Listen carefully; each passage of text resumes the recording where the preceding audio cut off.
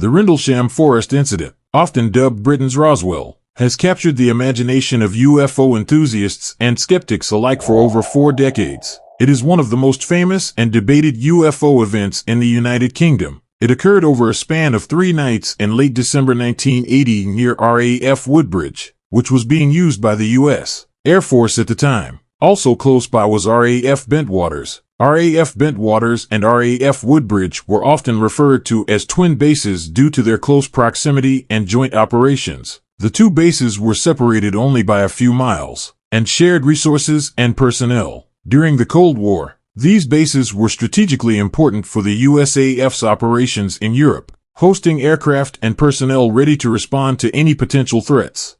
The witnesses reported that the craft moved with sudden, rapid motions that seemed to be beyond our technology. According to Peniston, the object was triangular, and estimated the craft's dimensions to be approximately 9 feet wide at the base and 6 feet high. The craft was observed hovering above the ground on what seemed like tripod-like legs. The surface of the craft was smooth and metallic, which appeared to be black glassy, and highly polished.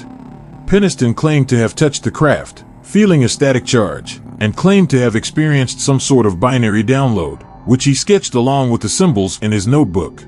He filled several pages in his notebook with sequences of 1s and 0s. Years later, Peniston shared the binary code with researchers. The code was translated into ASCII text, revealing a message that purportedly contained coordinates and cryptic phrases. The decoded message included coordinates pointing to various locations around the world, such as the pyramids in Egypt and the Nazca Lines in Peru. The close proximity of these bases to Rendlesham Forest made them central to the events of December 1980, as USAF personnel from both bases were directly involved in investigating the strange sightings and phenomena reported in the forest. The Rendlesham Forest Incident occurred over a series of several days, beginning with the initial encounter. In the early hours of December 26, 1980, a security patrol near the east gate of RAF Woodbridge reported seeing strange lights descending into the nearby Rendlesham Forest. Witnesses to the event were Staff Sergeant Jim Peniston, Airman First Class John Burroughs, and Airman Edward Cabansag. They were later sent to investigate the lights. What they reported defied imagination, as they saw a glowing object with multicolored lights emanating from the craft. These lights were described as very bright and unusual.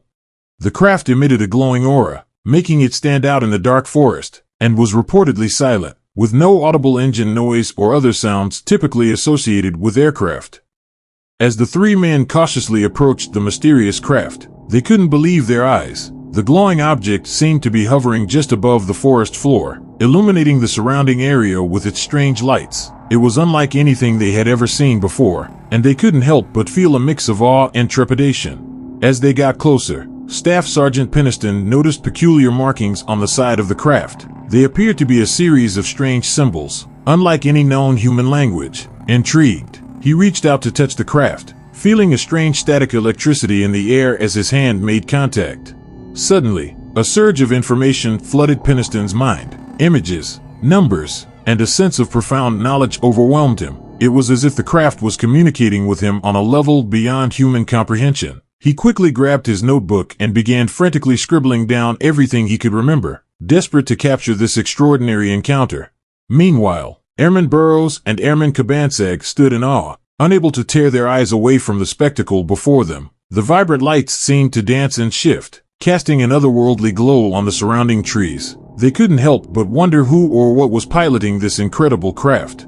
As the minutes ticked by, the 3 men were completely engrossed in their encounter. They were so focused on the craft that they didn't notice the passing of time or the cold winter air seeping into their bones. It was as if the world around them had faded away, leaving only the enigmatic presence of the craft in their consciousness.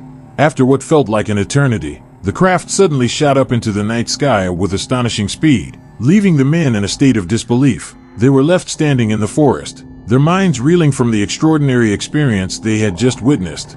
Word of the Rendlesham Forest Incident quickly spread throughout the bases, capturing the attention of higher-ranking officials and sparking a flurry of investigations. The testimonies of Staff Sergeant Peniston, Airman Burroughs, and Airman Cabansag were meticulously recorded, analyzed, and shared among military personnel and ufologists alike. The events of December 1980 in Rendlesham Forest would go down in history as one of the most significant UFO encounters ever reported. The strange lights, the silent craft, and the unexplained symbols left a lasting impact on those who witnessed it firsthand. To this day, the Rendlesham Forest Incident remains a subject of intense debate and speculation, with skeptics and believers offering their own interpretations of what truly happened during those fateful days. Regardless of one's stance, the events of December 1980 serve as a reminder that there are still mysteries in the universe waiting to be unraveled.